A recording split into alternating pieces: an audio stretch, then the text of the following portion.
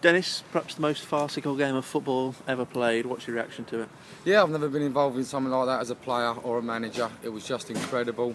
You know, the referee killed the game in the first 3 minutes when you're away from home, and if he'd have given a yellow card, no one would have really complained, and he sends our player off.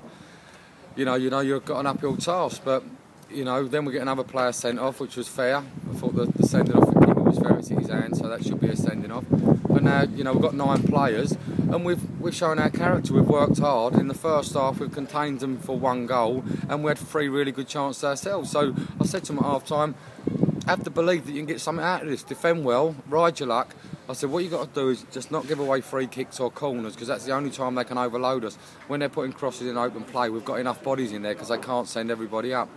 And they've scored all their goals from corners, I think.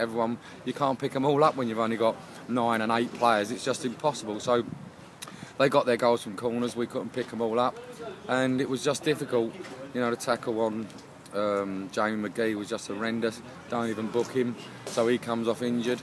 Then you've got Renault's made a last-6 tackle and pulled his hamstring. So he comes off injured. And then we're down to 7 players. So now they've had a panic up in case one more player gets injured. So they're half passing the ball around, and then Steph gets a slight problem with his hamstring in the end, and we've made him stay on the pitch so the game could be seen through. But their manager said they wouldn't pass the ball in our half, so he didn't have to work in case it made his injury worse, and the lad centre forward was trying to run in behind him. Just an absolute joke. The sendings off, the first one looked really, really harsh. The second one, no complaints. But you could argue, if the first one doesn't happen, Lewis King's a lot calmer and doesn't suddenly rush out and get himself sent off for the second one. Yeah, definitely. I mean, Lewis King shouldn't be out there. At the end of the day, and if he does get himself out there, he's got to keep his hands by his side. And if they score, we've still got 10 men and we've still got a chance in a game. It's difficult, but with 10 men, you've still got a chance, But to 9 men, then it's absolutely game over. You must have praise for your players, though, the fight and the effort, because it was virtually impossible from the moment you went down to 9. Yeah, they showed their character, didn't they? They never stopped working, never stopped running, they never give up, they conduct themselves properly, they didn't complain, and they just got on with it, and they just try to play the game in the right manner. So, credit to the players, they're a fantastic group. It's just a shame, the referee made it a farcical today. And 3 of the goals, headers from set pieces, so like you say, you were overloaded and just couldn't quite deal with it. Yeah, of course it is a problem. You got to have Ricky stayed up.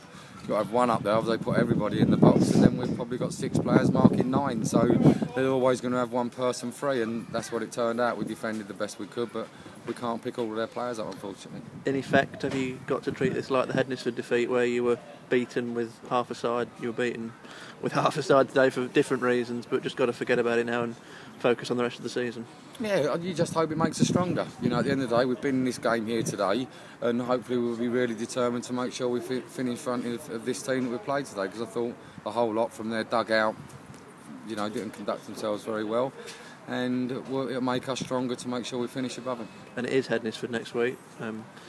You spoke after that defeat in January about hopefully redressing the balance when you'd got a full complement. You might not have a full complement if your injuries don't clear up. Yeah, it's funny how it works out, and it was injury free today, and now we could have a few problems, but we just have to see what Renee, Steph and Jamie's like in training. Obviously we've got Spencer, we've got Fairclough, we've got Milner, so we can still put obviously 11 players out there, but 1 or 2 might be able to play in wrong positions. But the centre half's the major problem. It might be because obviously pitch suspension coming up in a couple of weeks, so it's a big blow for us, but we'll just get on with it.